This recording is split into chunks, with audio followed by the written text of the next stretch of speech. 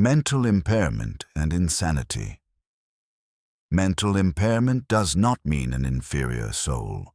The soul is still human and may be far more developed than the person seems to be on earth.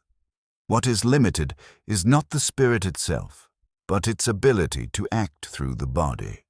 The soul's powers belong to the spirit, not to the organs.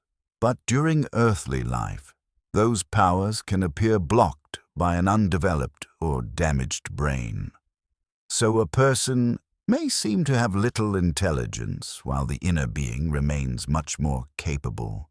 Such conditions are trials and expiations. They may be linked to past misuse of important faculties.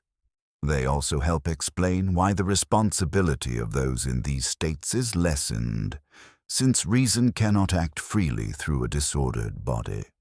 This kind of life is not useless. It may be both a reparation and a needed pause.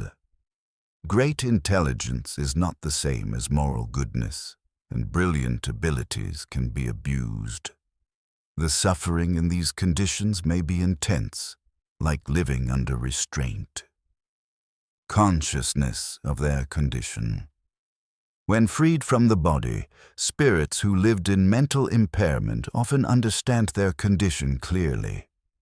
They see that this limitation was part of a trial or expiation, so the appearance of mental weakness can be deceptive. Behind a body that could not express much, the spirit may have remained aware and may even have suffered keenly from that inability. The state of the spirit in insanity. Insanity is mainly an illness of the bodily organs through which the spirit works. On earth, the spirit depends on these organs to think and act outwardly. If they are damaged, expression becomes confused. Just as injured eyes prevent sight and injured ears prevent hearing, damaged organs of thought disturb the spirit's action. The disorder is therefore in the body more than in the spirit. Still, if the condition lasts a long time, its effects may remain impressed on the spirit for a while. Suicide and the suffering of constraint. Insanity may sometimes lead to suicide because the spirit suffers under this painful confinement.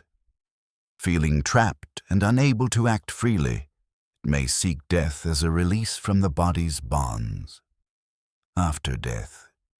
After death, recovery is not always immediate. The spirit may still keep some confusion from its earthly condition and continue to feel its effects for a time. The longer the insanity lasted during life, the longer this troubled state may continue. Release comes little by little as the spirit loosens from matter and becomes more clearly aware of its new condition.